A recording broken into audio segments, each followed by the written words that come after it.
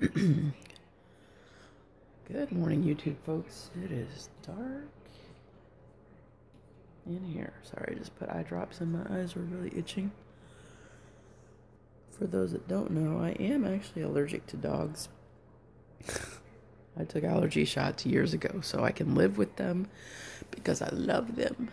But I absolutely have to wash my hands anytime that I deal with them, and I think when I took the dogs out for the very last time last night, I put the little ones to bed in their crate. I don't leave them loose, so there's no accidents while no one's out there.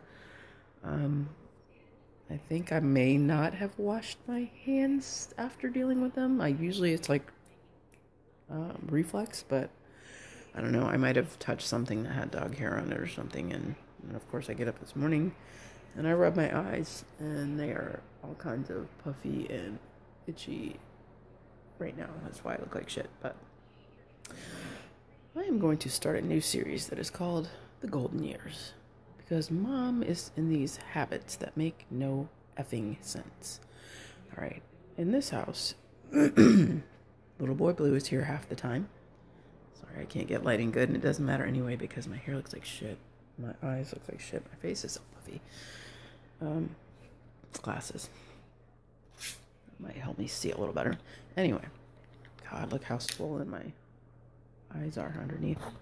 I think I was kidding. The allergies are kicking first thing this morning. My nose is totally stuffed up. My glasses have the biggest blur on them. And stupidly, I ate fruit last night on my bed. And in Florida, you don't want to leave anything laying around because ants, not red ants, but just little tiny ghost ants, are a pain in the ass. One of the pesticide guys told me there were South American ants, I guess. I don't know. Anyway, all I know is they get on everything in like seconds if you leave it out, and I left half of a plum sitting on the table next to my bed, which was real stupid because now my room smells like Raid. I had to spray down the table, so... Anyway, the golden years. Yeah, she has these habits that make no sense, and these are the kind of things that we argue about every day. So, little boy Blue's here half the time. Sorry, I hiccups. He's not here right now. That light across the way over there would be the bottom of the bathroom door. That's my oldest son. He's getting ready for work. It is 6-ish a.m. And for some reason, my mother will go to bed. Excuse me. She goes to her room, maybe around 9-ish. She's not asleep. She goes to sleep probably around between 11 and 12. Usually when I take the dogs out the last time, when she hears me open the door, she'll actually wake herself up from sleeping on her bed. And she will turn her light out and everything. Oh, my throat even sounds terrible. I've got to take some Benadryl. But for some reason, she will get up at 3 or 4 in the morning and turn off the light by the front door. Okay, now I am huge on security, so I'm that one that wants like floodlights all around the house. Light that bitch up so nobody can sneak up on you. I'm not saying I have people sneaking up on me. I'm just saying, why not? Excuse me. That aside, this house has huge like leaded glass doors that the whole neighborhood does. For the most part, I don't mind them, but can't see through it. Ours has a cover that the previous owner put on there that kind of like a coating to keep the light from coming through so you can't see it. It's like frosted in a pattern.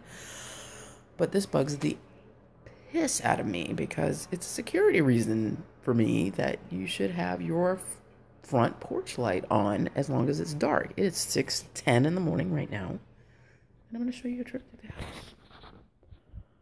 I'm pretty sure you guys can't see anything because I can barely see anything, and I know my way around the house.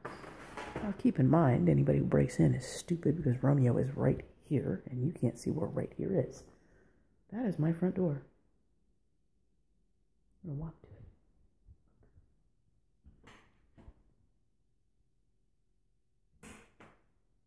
Is there any reason in the world that two women in the house should have a completely dark front door?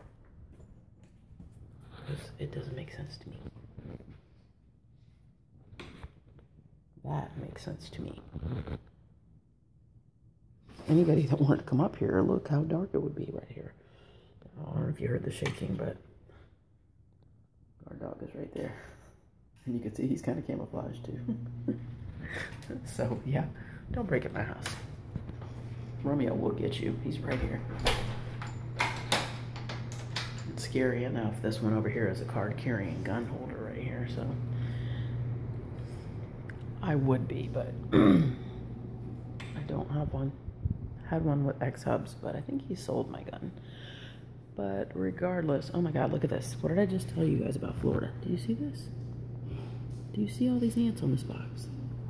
That is rice. Oh my God, I'm so sick of ants. I can't see straight right now.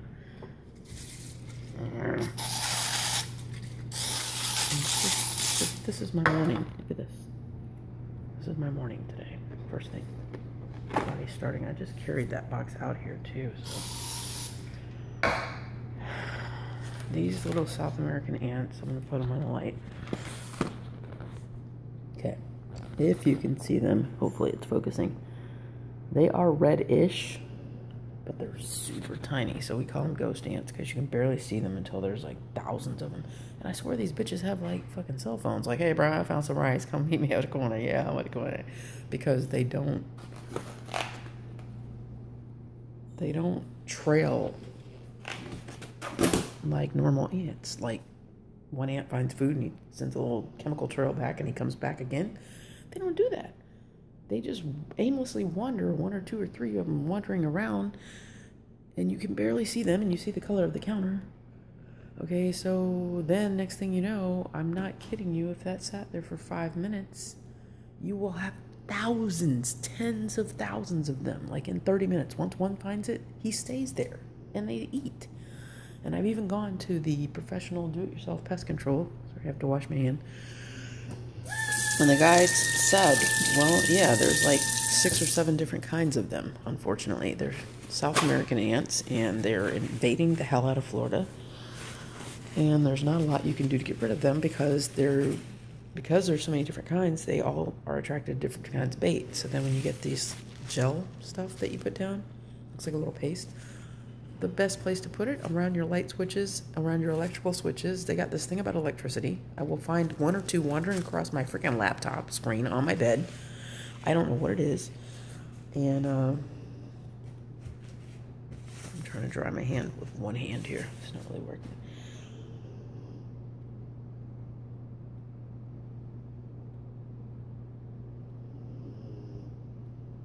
I don't know if y'all can even hear that. That's Romeo over there snoring, and he's right there. Camouflage dog. He's so loud.